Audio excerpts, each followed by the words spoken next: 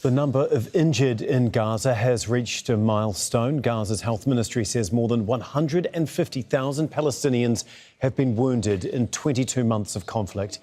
That's one in every 14 people living across the Gaza Strip. 18,500 Palestinians will need long-term rehabilitation, and 4,700 people have had one or more limbs amputated as a result of their injuries.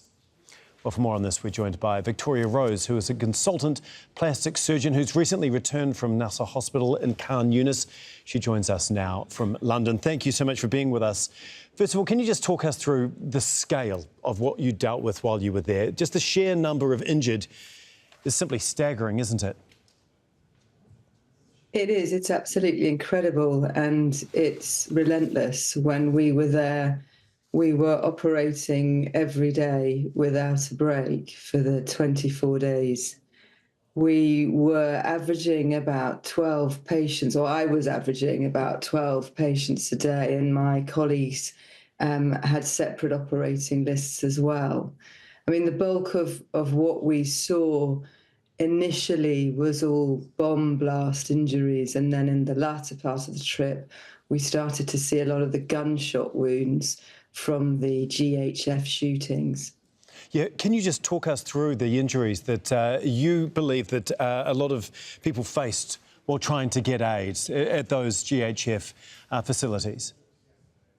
Well, so the bulk of the injuries at the first half of the trip, and certainly what we'd seen when we'd been in August, were blast injuries. So when a bomb goes off, that can affect you in multiple ways. The first injury comes from that initial shock wave. So you tend to see things like ruptured eardrums. We see some traumatic brain injury and ruptured abdomen, that sort of thing. The force of that wave often can displace a body, so it can pick you up and throw you against something. So you see a lot of blunt trauma as well.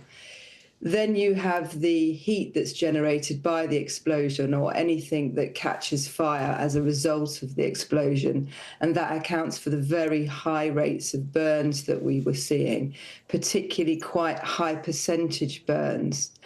And then you have the shrapnel injuries. So whatever is around you when the bomb goes off is weaponized and ejected at very high velocity, and that will hit you.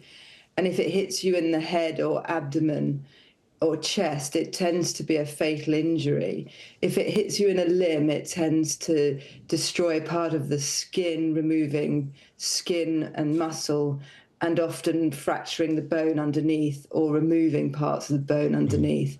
And we tended to see in the August a lot of shrapnel wounds.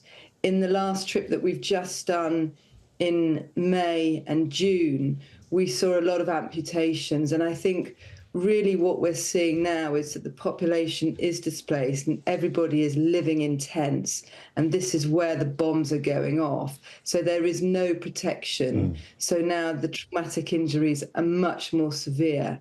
So we were seeing children with knees missing, with feet missing, with hands missing, with large chunks taken out of their faces, really, really significant injuries that many of them didn't survive from.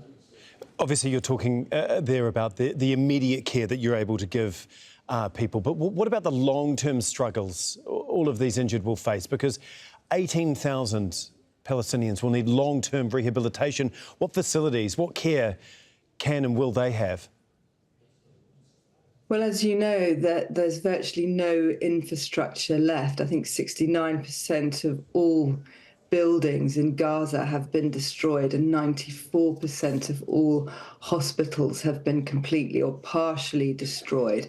And that will include all the physiotherapy centres.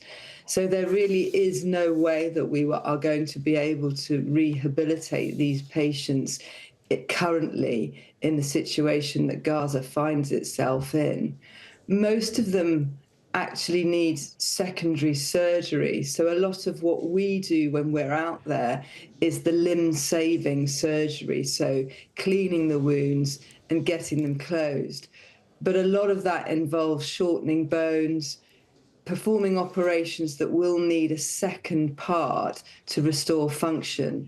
And that really is the worry, is that there are a lot of people already waiting for those surgeries, and we just don't know where they are, and we don't have the facilities to operate on them. And obviously exacerbating the problem, this famine and starvation is becoming even more widespread right across Gaza.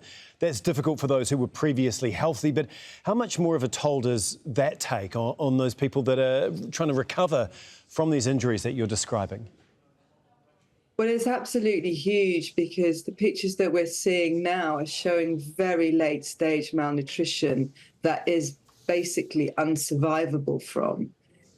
One of the first things that happens when malnutrition sets in is that the immune system is suppressed. So you do not have the ability to mount an immune response. So what we've seen is infection rates are soaring.